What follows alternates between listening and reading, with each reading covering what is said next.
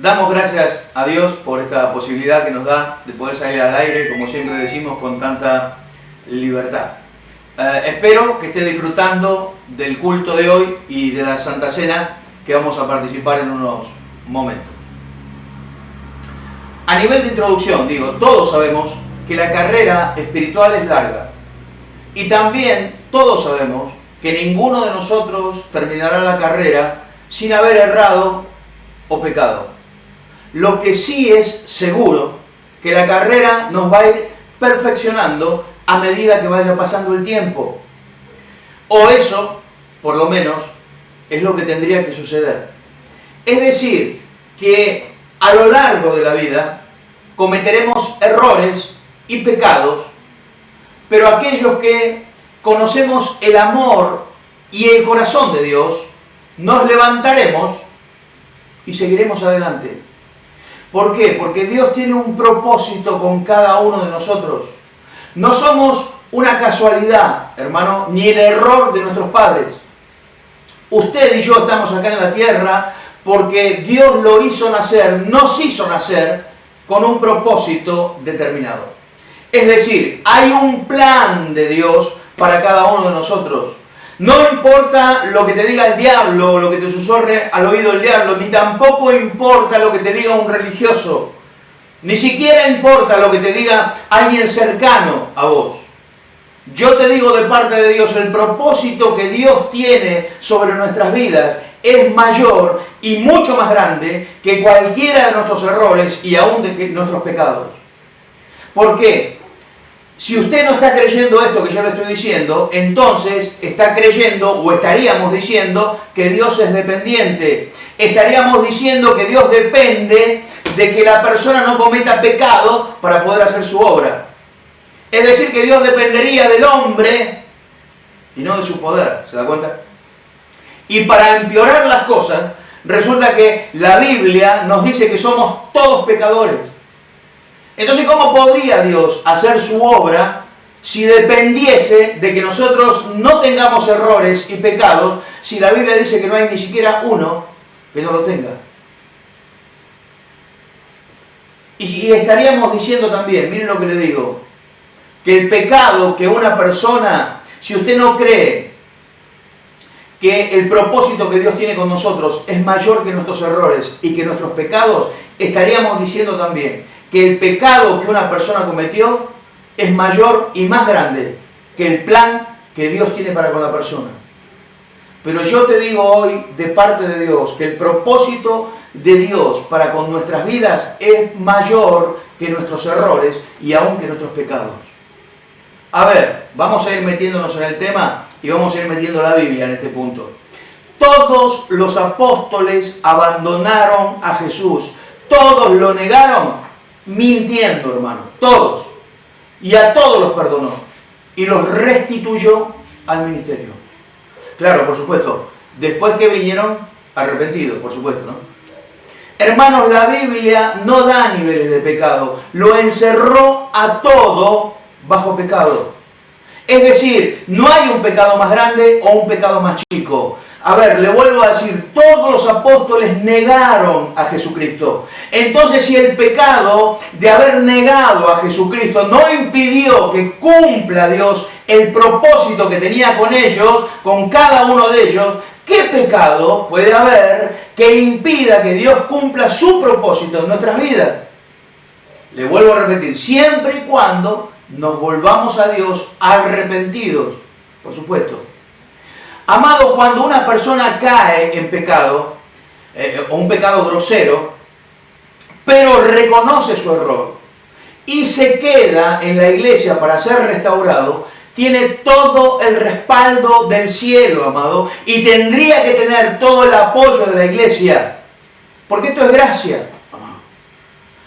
Yo no sé qué Dios conoce usted que está escuchando. Yo no sé qué Dios le enseñaron o le predicaron, pero yo conozco y predico al Dios que dijo, misericordia quiero. Porque la verdad es que si alguien cae en pecado y se queda y da la cara, mire, lo podemos catalogar de cualquier cosa, hermano, que se nos ocurra. de lo que jamás nadie puede acusar a una persona que cae en pecado y se queda en la iglesia para que lo ministren, es de cobarde, hermano. Si una persona se queda en la iglesia para que lo restauren, lo podemos acusar de lo que usted quiera, pero nunca de cobarde. Y si nosotros no restauramos a esa persona, le estamos dando la victoria al diablo porque logró descoyuntar un engranaje importante, importantísimo de la maquinaria de Dios. ¿Por qué? Porque si estamos diciendo que todos nacimos con un propósito y nosotros no restauramos al caído, y podríamos decir que el diablo hizo la mitad del trabajo, la otra mitad la hizo la iglesia. Cuando alguien que cayó en pecado se quiere quedar para ser restaurado y nosotros no lo restauramos, sino que lo juzgamos, y podríamos decir, amado, con absoluta libertad, nosotros terminamos la obra, como iglesia, terminamos la obra que el diablo empezó. Amado, te digo esto con mucha fuerza y te lo digo de parte de Dios. No hay un pecado que Dios no pueda perdonar.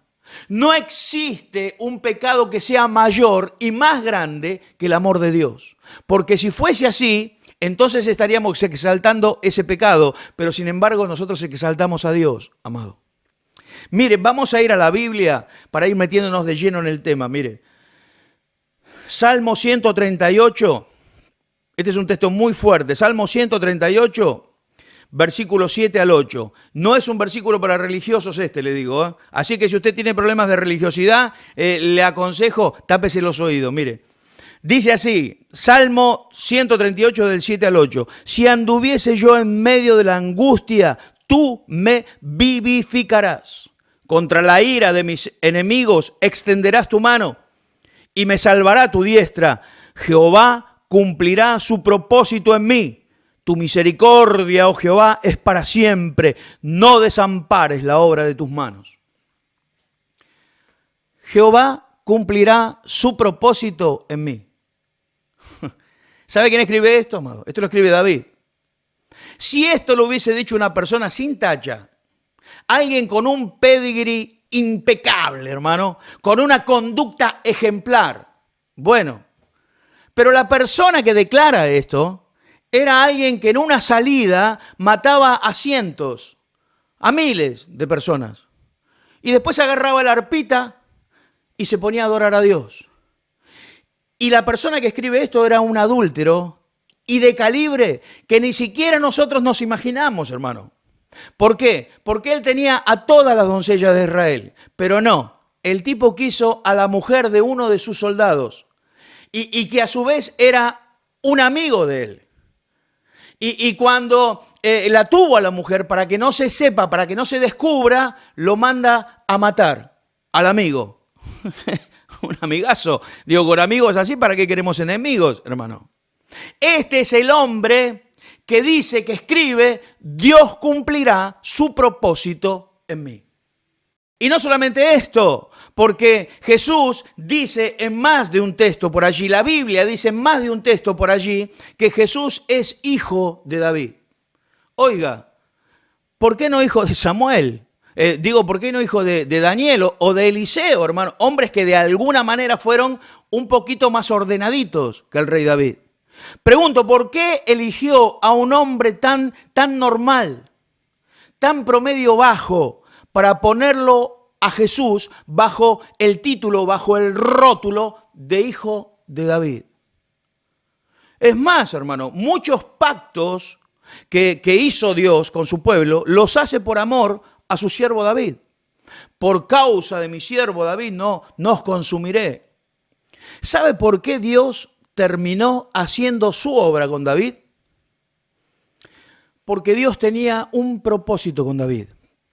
Y el propósito que Dios tenía con David era mayor y más grande que todos sus pecados y que todos sus errores. Esto le tiene que romper la cabeza y el corazón a un religioso. Esto tiene que despedazar cualquier religiosidad. Y en este contexto que le estoy diciendo, hermano, cuidado con atacar el propósito que Dios tiene con alguien. Porque Saúl, el primer rey de Israel, fue quitado del reino por atacar a David. Él creyó, Saúl, creyó que estaba atacando a un hombre, pero en realidad estaba atacando a un propósito. Por eso, cuidado, hermanos. Porque cuando Saúl atacaba a David, al propósito de Dios, lo hacía pensando que estaba haciendo la voluntad de Dios. Entonces digo, cuidado, que no estemos atacando al propósito de Dios para con una persona, por causa de creer que como la persona cayó en pecado, listo, no sirve más.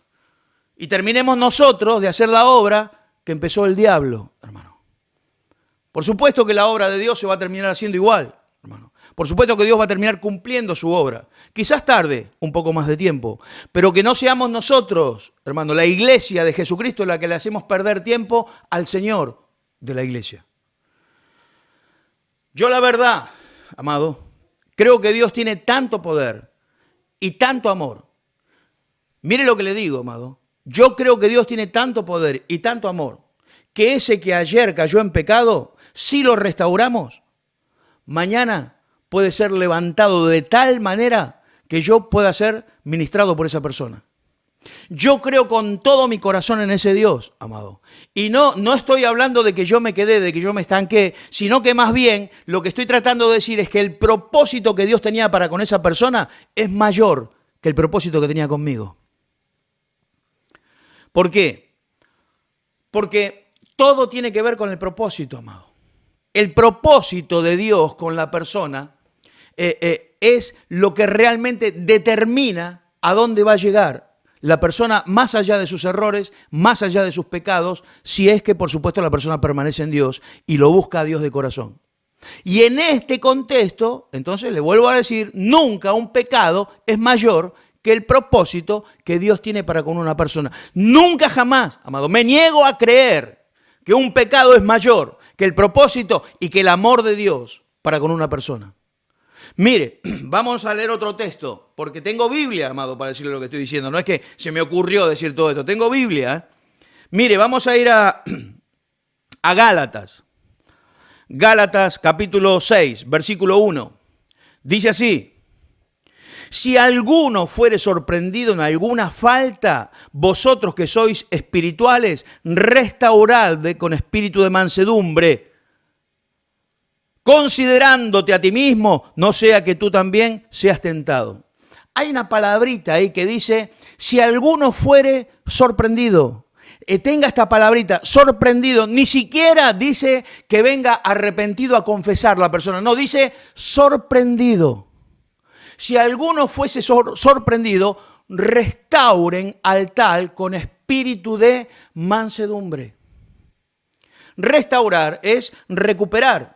Restaurar es enmendar, es fortalecer, es corregir, es restituir, amado, restaurar. David aclara, amado, Dios cumplirá su propósito en mí, porque David conocía el corazón de Dios. David está diciendo, yo no soy el mejor, no soy el más perfecto, pero aún así Dios cumplirá su propósito en mí. Y eso, que cuando David declara esto, estábamos en tiempo de la ley, hermano. Hermano, esto es gracia. Estamos en tiempo de gracia. Pero Dios es el mismo, sí, pero el pacto no, hermano. El pacto cambió. Su gloria, su amor y su poder se manifiestan a pesar de mis errores. Dios tiene un propósito con usted y es mayor y más grande que sus pecados y sus errores. Y si venimos arrepentidos a Dios, a dejar que Él nos ministre, entonces todo sigue su curso original. El propósito se va a cumplir sobre su vida. Quizás tarde un poco más de tiempo, pero el propósito que Dios tenía para con su vida se va a cumplir. ¿Sabe por qué le estoy diciendo todo esto, amado? Porque Dios me mandó a decirte, a vos, que crees que ya no tenés posibilidades en Dios.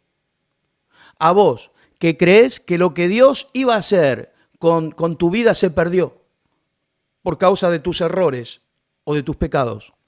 Dios me mandó a decirte, no hay un pecado más grande que mi perdón. No hay un pecado mayor que mi amor. Entonces Dios te quiere decir, quiero que vengas a mí, dice tu Dios, porque voy a cubrirte con mi gracia y con mi misericordia. iglesia, tenemos que cambiar esa forma religiosa y demoníaca de pensar. Porque somos la iglesia del Dios que todo lo perdona. Quizás por esto hay tanta gente enferma en el pueblo de Dios, porque atacan a personas que tienen un propósito de Dios. Pero cuidado, hermano, porque la persona que atacamos hoy, mañana puede ser un gran siervo de Dios y hasta probablemente se pueda convertir en un maestro de la palabra, en un pastor, en un profeta. O por qué no en un apóstol, hermano, y la persona que yo juzgo hoy termine siendo la persona que me ministra mañana. Yo conozco y predico al Dios que su propósito es mayor y más grande que mis errores y aún que mis pecados. Yo le pregunto, iglesia, yo te pregunto, iglesia, ¿quién gana cuando una persona no es restaurada? ¿Quién sale con un rédito tirando a los lobos a un hermano o a una hermana que haya caído en pecado? ¿Sabe lo que le costó esa persona a Jesucristo, amado? Y no le estoy hablando solamente de salvación, también le estoy hablando de llamado, de ministerio, porque Dios tiene un plan perfecto con las personas. ¿Sabe el tiempo que le costó preparar a esa persona para el llamado a Jesucristo? Para el ministerio. Y porque cayó en pecado, ¿lo vamos a desechar? Dios nunca acusa, amado. Dios nunca acusa y siempre quiere restituir. Porque ese es el trabajo del reino, ¿me entiende? Ese es el trabajo del cielo. No acusar a la persona, bendecirla, perdonarla y restituirla. Es muy fácil decir, cuando alguien cae en pecado, que lo quiten, que lo saquen. Pero nosotros no morimos por esa persona, amado. Ni derramamos lágrimas intercediendo de día y de noche por esa persona. No podemos tener personas que estén esperando que alguien caiga en pecado para decir, viste, yo sabía, yo te dije. Ya basta de ese evangelio y basta de esos evangélicos, hermano. No queremos ese tipo de evangelio y no queremos a esos evangélicos. Miren lo que dice la Biblia. Le leo el último texto y ya voy terminando con esto. Este es un texto, pero directamente lapidante para los religiosos, amado. Este está en San Juan, capítulo 8, versículos 4 y 7. Es un texto muy conocido. Dice así. Le dijeron, Maestro, esta mujer ha sido sorprendida en el acto mismo de adulterio y en la ley nos mandó Moisés apedrear a tales mujeres. Tú, pues, ¿qué dices? Mas esto decían, tentándole, para poder acusarle. Pero Jesús, inclinado hacia el suelo, escribía en tierra con el dedo. Y como insistían en preguntarle, se enderezó y les dijo, el que de vosotros esté sin pecado sea el primero en arrojar la piedra sobre ella. Parece que la señora en cuestión no fue a confesar su pecado. El texto dice, fue sorprendida. Sorprendida. Y los eruditos, los estudiosos de la palabra, dicen que el texto que acabo de leer, se queda corto en la traducción porque Jesús dice dice que el texto original les quiere decir el que hoy no haya pecado sea el primero en tirar la piedra. Jesús levanta la vara. Aunque sea hoy no hayas cometido un pecado, entonces sé el primero en tirar la piedra. Y el relato dice que todos dejaron sus piedras, desde el más viejo hasta los más jóvenes. Curioso, ¿no? Curioso, porque siempre son los más viejos los que juzgan y los que maltratan a la gente. Parece que se olvidan de lo que ellos eran. Curioso porque dice el texto que los primeros que tiraron las piedras fueron los más viejos. Curioso esa parte del relato, ¿no? Jesús la perdona, amado. Quiero que entienda esto, mire. Jesús la perdona y le da un lugar. Porque la Biblia dice que luego ella comenzó a seguir y a servir a Jesús. O sea, que no solamente la perdonó, la puso en el servicio activo. ¿Usted se imagina hoy lo que dirían los piadosos en la iglesia? Si una adúltera fuera una sierva en la iglesia y de las cercanías del pastor, Y encima era una de las que le servían con sus bienes, amado. ¿Usted se imagina lo que dirían los piadosos?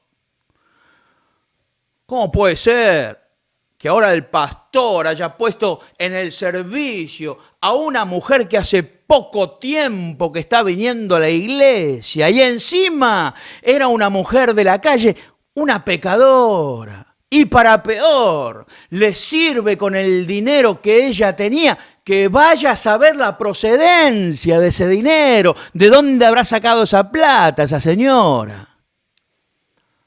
Este hombre se está desviando, este hombre está perdiendo la visión.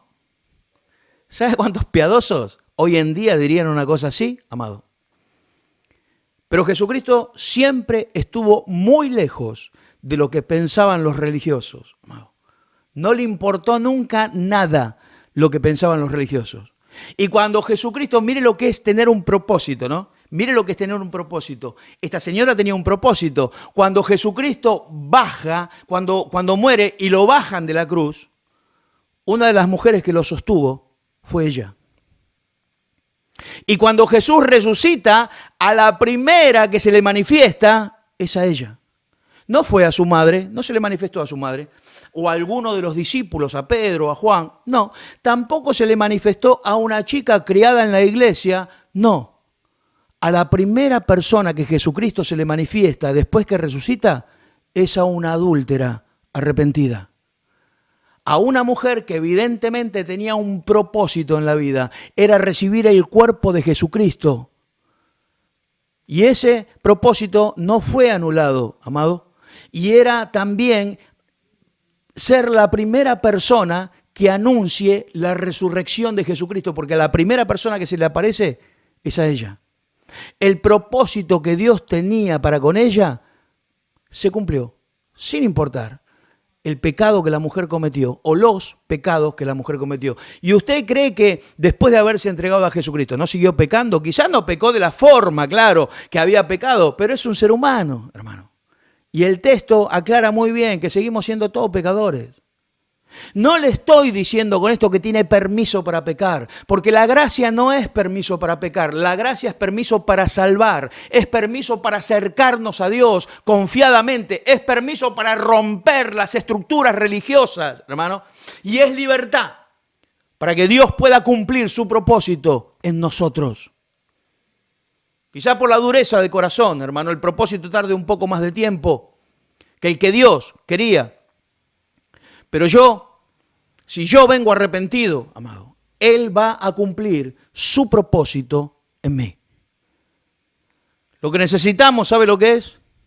Es una iglesia que levante al caído, que sane y restaure a los heridos de 1000 batallas, hermano, y que todos juntos, en la brecha, unidos, luchando y batallando contra el que verdaderamente es nuestro enemigo.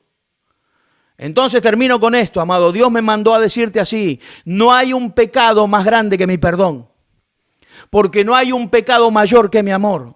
Quiero que vengas a mí, dice tu Dios, porque voy a cubrirte con mi gracia, con mi misericordia y con mi perdón. Y voy a restaurar tu vida y el propósito primario que tuve con vos, lo voy a cumplir. Dios te bendiga, hermano.